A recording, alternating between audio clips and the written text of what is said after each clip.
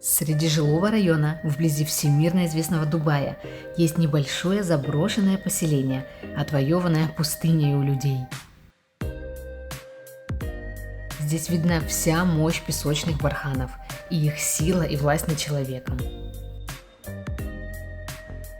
По легенде, злые джинны заставили людей покинуть свои дома, после чего полноправными хозяевами здесь стали ветер и песок. Жители покинули это место, оставив его на растерзание пустыне, и та вскоре превратила это поселение в сюрреалистическую съемочную площадку для фильмов Тарковского. Но давайте обо всем по порядку.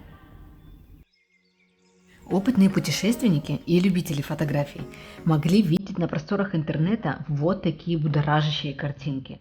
Они принадлежат все одной локации, находящейся примерно в 60 километров от известных всем Эмиратов Дубая и Шарджи.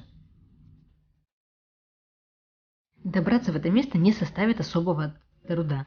На автомобиле дорога займет около часа, причем пролегает она по живописным окрестностям, и наслаждаться бескрайней пустыней вы начнете задолго до локации.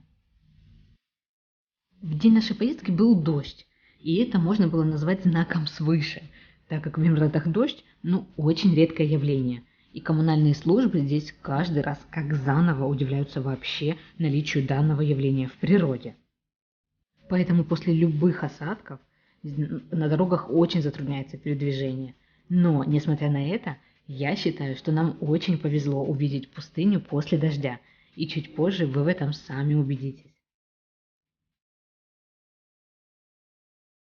Вы едете по старой дороге Хата, и именно сюда многие туркомпании возят туристов на джип-сафари, так как именно здесь находится Красная пустыня, которая поражает своими красивыми барханами.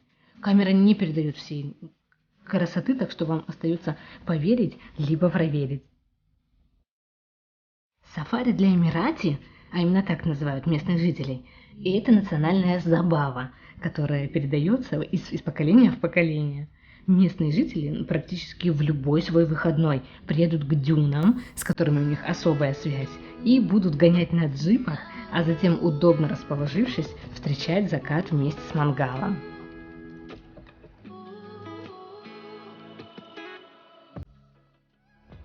А тем временем мы уже приехали в город Аль-Мадам, где находится та самая покинутая деревня.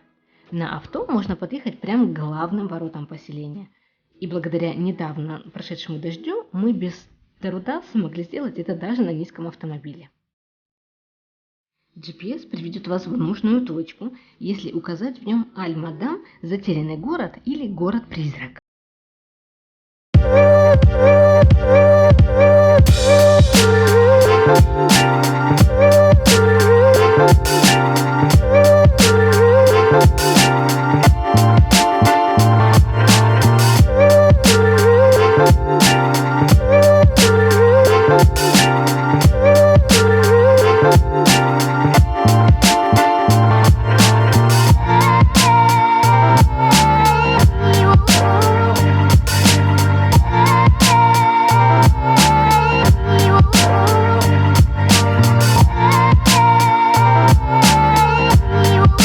Состоит из улицы с двумя рядами домов по каждую сторону и мечети.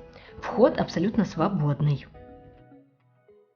Это место когда-то было домом для людей племени Ат-Кутби, одного из коренных народов в окрестностях Аль-Мадам. Эти постройки датируются 80-ми годами, но по каким-то причинам жители покинули свои жилища около 10 лет назад. Согласно легендам, людей якобы заставили уйти злые духи джиннов.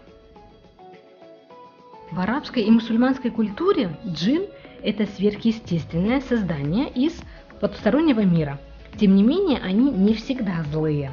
Все знают, что именно джин помог сыну бедного портного Аладдину победить злого колдуна, обрести богатство и стать принцем в одной из самых популярных арабских сказок о волшебной лампе. Приехавшие туристы могут не только изучить окрестности, но и зайти в дома, где сохранились личные вещи местных.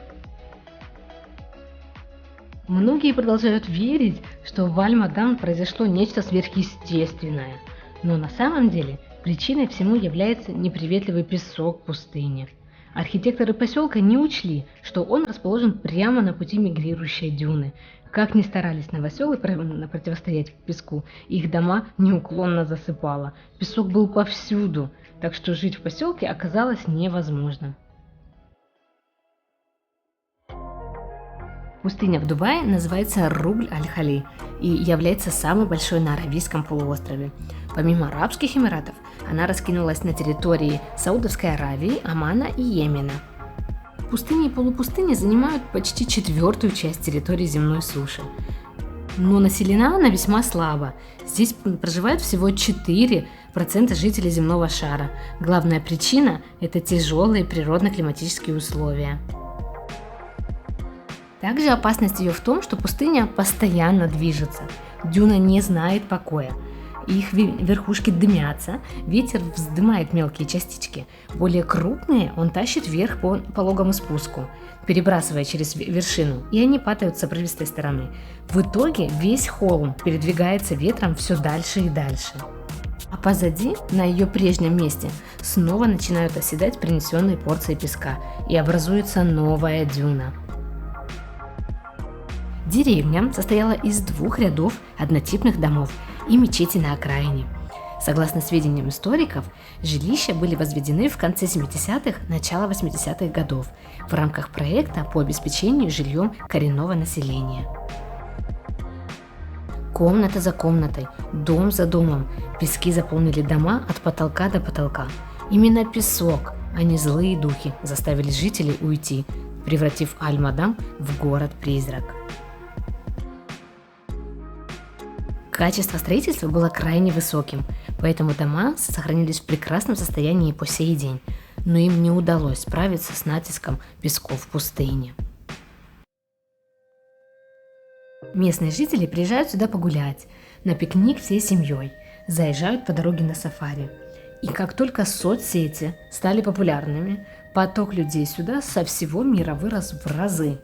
И, к сожалению, больше впечатляет не сила и мощь пустыни, а хамское отношение человеку к окружающим его местам.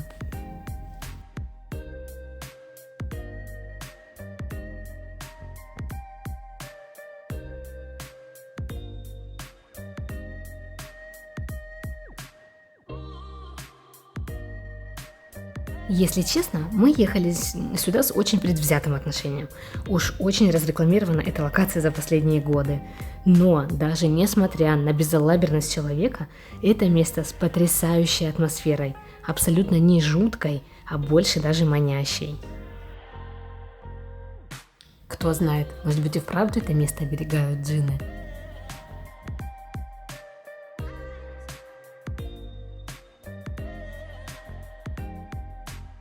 Мы стараемся посещать несколько мест в одной локации. Так вот, по дороге в Аль-Мадан находилось еще одно популярное инстаграм-место.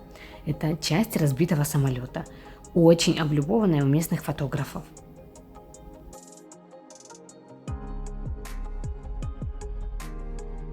Почему я говорю «было место»? Потому что сейчас здесь, к сожалению, кроме верблюдов, ничего нет. Многие по сей день приезжают в это место в поисках обломков, но, к сожалению, их убрали. Местные жители сказали, что часть самолета находится за соседним забором, но по факту вы увидите только вот это и пейзажный вид. Так что, к сожалению, этой красивой локации теперь не существует. Я надеюсь, что это видео было вам полезным. Путешествуйте вместе с нами и открывайте мир новых эмоций и впечатлений. До встречи в новом видео. Пока-пока!